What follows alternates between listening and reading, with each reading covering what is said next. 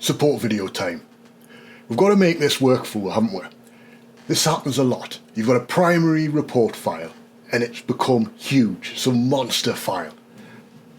You've got a data model there and you've got page upon page upon page of reports, right? All because that's how it was always in our old world. We had just pages of reports all linked to that data file. Why would they be separate? Let's go through though and split it all up.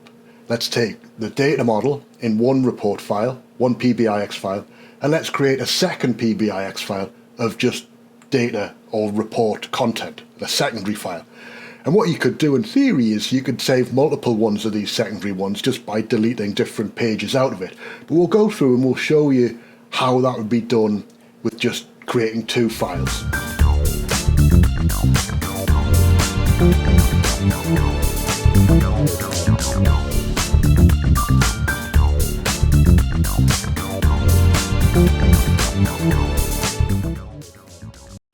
Alright, so here we go now. What we've got is a copy of the same file, taken two copies of it, yellow taxis and a main report. Before we go any further though, don't forget like and subscribe if you haven't already. Help YouTube to understand that we're making good quality content. Let's open the yellow taxis one first, and let's just go to a blank page. Create a new page. I've called it warning. I'm just going to put in, don't use this report. The way Power BI is, you have to have a report page. There's no way of not doing it with Power BI desktop. A data set can't just be published up on its own. So I'm just going to make this big, put it in the center of the page as a bit of a warning. In practice, when you get into the service, then you might want to tick the box or toggle it so that it doesn't appear in an app if you're going to use that one workspace to host everything. The last step is, of course, just to go through and delete all the pages from the report. So we're now saying this PBIX file only has content that relates to the data model. And now what we'll do is we'll hit File Save, and then we can publish that up to our environment.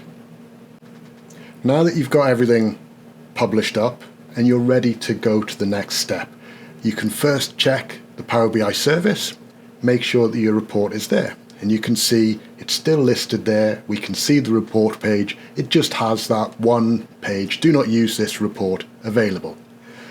So let's go back over into Power BI desktop, save that report again and close it, open up the other copy that we're going to make our secondary report.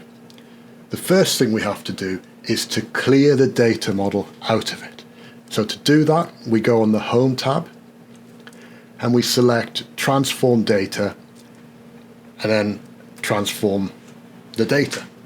Basically what that means is go through, and you need to do this from the bottom, I'd recommend, or the nature of Power BI is that you will only be able to delete queries if they aren't used by anything else, which is why I have a raw at the top in this example. So I've started at the bottom here, just clicking on it and deleting, click, delete.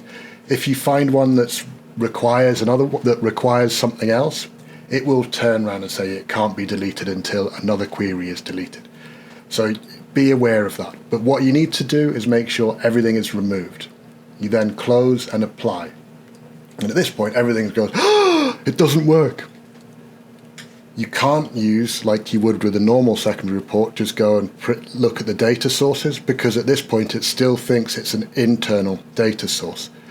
What you need to do is click Get Data, and then under Get Data, what you will find is that you have the Power BI data sets available, and select Power BI data sets. You can now pick the data set that you've just published. So in this case, we're going to pick yellow taxis and create, and you'll see it'll now go connect to that model that's in the cloud and pull through all the report content that we thought we'd just lost.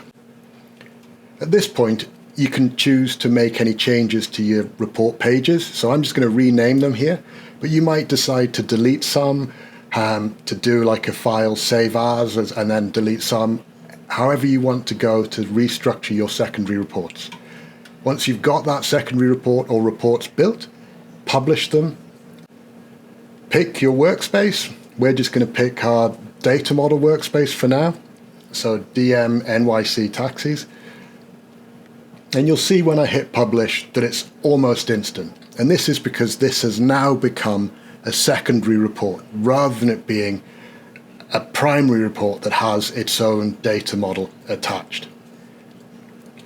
And we can see when we go over into the Power BI service now that we've got the third report listed, this main report listed. And if we click on the data set properties, we can see we have 3 reports associated with it. So you can see converting a PBIX file with data model and lots of report pages is simple. So when you come across part of your business where someone said, oh, I've learned Power BI, it's dead good, I've been watching Geordie Intelligence, he's got loads of videos, it's great. And they've produced this monster Power BI file because everyone needs all the different content. Well, this report's for this page is for that, right? You can now split that up and break it down, okay? There's nothing wrong with that person who's created that huge Power BI or PBIX file, yeah?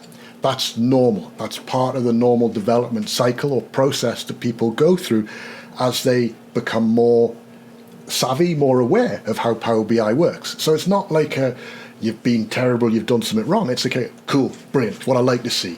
You're doing everything that we want you to be doing to show your development. Now you know how to move to that next level of maturity though, okay? It's great, it's quick, it's easy, and you'll find it just takes people, it makes things much easier for you, especially when you come to upgrade. So don't forget, like and subscribe, keep coming back, have a great weekend, ta-da.